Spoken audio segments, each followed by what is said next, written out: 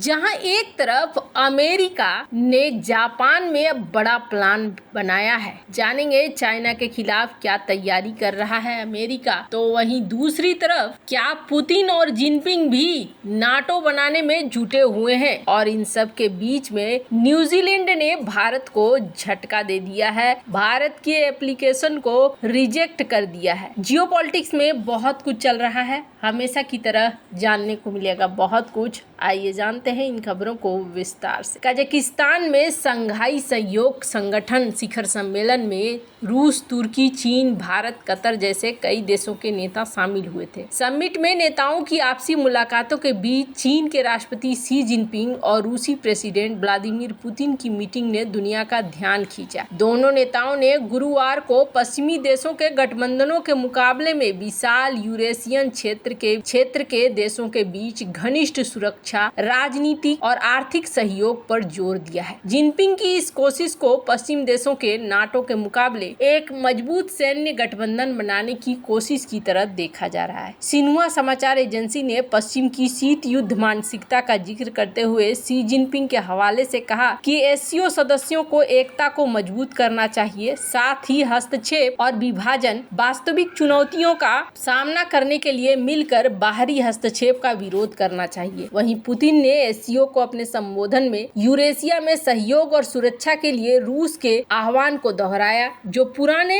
Eurocentric और euro Atlantic model को बदलने के लिए डिजाइन किया गया था। व्लादिमीर पुतिन ने गुरुवार को एससीओ देशों के बीच व्यापार में डॉलर के बजाय राष्ट्रीय मुद्राओं के उपयोग की सराहना की और नई भुगतान प्रणाली बनाने पर जोर दिया। पश्चिमी प्रतिबंधों ने मॉस्को को स्विफ्ट जैसी पारंपरिक भुगतान प्रणाली से काट दिया, जबकि रूसी विदेशी भंडार में सैकड़ों अरब डॉलर जमा है। पुतिन ने कहा कि बहुध्रुवीय दुनिया वास्तविकता बन गई है। अब अधिक से अधिक देश निष्पक्ष विश्व व्यवस्था का समर्थन करते हैं और अपने कानूनी अधिकारों और पारंपरिक मूल्यों की सख्ती से रक्षा करने के लिए तैयार हैं। पुतिन ने पिछले महीने कहा था कि प्रस्तावित नया यूरेशियन सुरक्षा समझौता वर्तमान नाटो सदस्यों के सहित क्षेत्र के सभी देशों के लिए खुला होना चाहिए। उन्होंने कहा कि यूरेशिया से सभी बाहरी सैन्य उपस्थिति को धीरे धीरे हटाना होगा। एससीओ राष्ट्र तेल और गैस जैसी रूसी वस्तुओं के नए प्रमुख खरीदारों का प्रतिनिधित्व करते हैं, क्योंकि यूक्रेन युद्ध पर लगाए गए पश्चिमी प्रतिबंधों ने मॉस्को को एशिया की ओर झुका दिया है। भारत के विदेश मंत्री सुब्रमण्यम जयशंकर ने एससीओ सभा के इतर अपने चीनी समकक्ष वांग यी से भी मुलाकात करी थी। तो यहाँ पर एक चीज देखने को मिला कि एक गुट बन रहा है। अब जब गुट बन रहा है तो अमेरिका की तैयारी क्या है? हिंद प्रशांत क्षेत्र में चीन की आक्रामकता का जवाब देने के लिए अमेरिका ने बड़ी योजना बनाई है और इसके तहत अमेरिकी सेना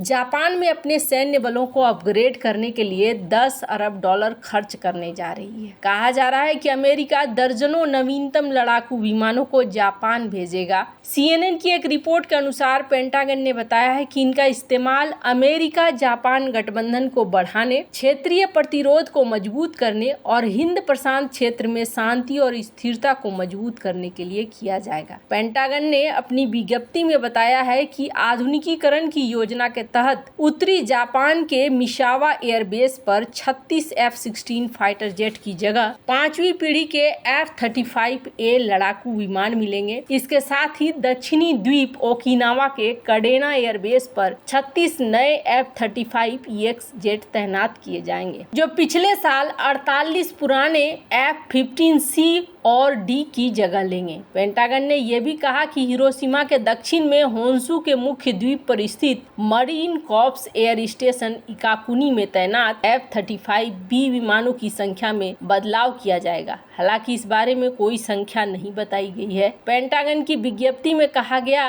कि जापान में संयुक्त बल के सबसे एडवांस युद्धक विमान को तैनात करने की योजना जापान की रक्षा के लिए अमेरिका के दृढ़ प्रतिबद्धता और दोनों देशों के स्वतंत्र और खुले हिंद प्रशांत क्षेत्र के साझा दृष्टिकोण को दिखलाता है। जापान में अमेरिकी सेना अपनी क्षमता को ऐसे समय में मजबूत कर रही है जब टोक्यो के लिए चीन, रूस और उत्तर कोरिया का खतरा बढ़ रहा है। जापान का उत्तर में रूस और पूर्वी सागर में द्वीपों को लेकर चीन के साथ क्षेत्रीय विवाद चल रहा है। इस बीच उत्तर कोरिया ने अपने बढ़ते मिसाइल कार्यक्रम को चिंता का विषय बना दिया है, जिसके तहत प्योंगयांग ने जापानी क्षेत्र में मिसाइलें भेजी है। जापान का कडेना एयरबेस अमेरिकी वायुसेना के 18वीं विंग का घर है। इसका महत्व इस बात से समझा जा सकता है कि अमेरिकी वायुसेना इसे अपने प्रशांत क्षेत्र का आधार कहती है। 4 दशकों से भी अधिक समय से वहां मौजूद F-15S इस क्षेत्र में अमेरिकी प्रतिरोध का केंद्रीय प्रतीक रहे हैं, लेकिन 2022 में डबल इंजन लड़ाकू विमानों की सेवा अवधि समाप्त होने के बाद अमेरिकी वायुसेना ने इन विमानों को कडेना से वापस बुलाना शुरू कर दिया था। ऐसे में F-15EX की अस्थायी उपस्थिति एयरबेस पर अमेरिकी बलों की संरचना में स्थिरता लाएगी। F-15EX अमेरिकी वायुसेना का सबसे नया लड़ाकू विमान है। हालांकि ये F-35 जैसा स्टील्थ लड़ाकू विमान नहीं है जिसे मिशावा एयर पर तैनात किया जाना है। अमेरिकी वायुसेना ने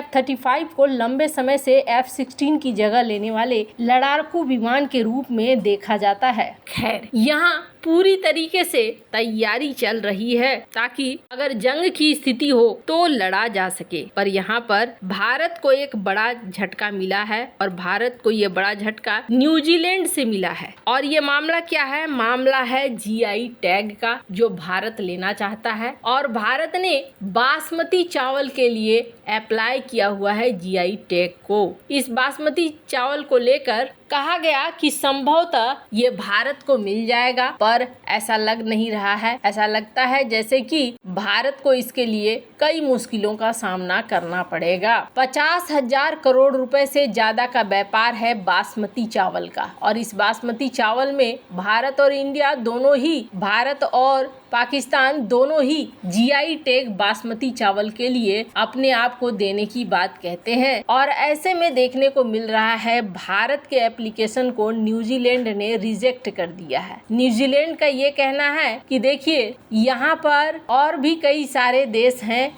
जो इस तरह के चावल उपजाते हैं, इसलिए किसी एक देश को ये नहीं दिया जा सकता है। Intellectual property office of New Zealand ने रिफ्यूज कर दिया इंडिया को इस तरीके का ग्रांट देने का। इन्होंने कहा कि बासमती चावल को लेकर जो आप लोगों के बीच में विवाद है, पाकिस्तान ने भी यूरोपीय यूनियन के सामने बासमती का GI स्टेटस हासिल करने के लिए यहाँ पर अप्लाई किया है, और भारत ने पाकिस्तान के एप्लीकेशन को कैंसिल करने की बात कही है। भारत का एप्लीकेशन बासमती GI टैग के लिए अभी नहीं बल्कि 2018 से ही पेंडिंग है। पाकिस्तान क्लेम करता है कि वो अपने 44 जिलों में, बलूचिस्तान वगैरह सब जगहों में ये बासमती चावल उपजाता है और इसलिए इसे GI टैग मिलना चाहिए। हालांकि यूरोपीय यूनियन का ये दोगलापन है। 2018 में जब भारत ने अप्लाई किया था तो भारत के एप्लीकेशन को यूं ही रेंगने के लिए छोड़ दिया गया,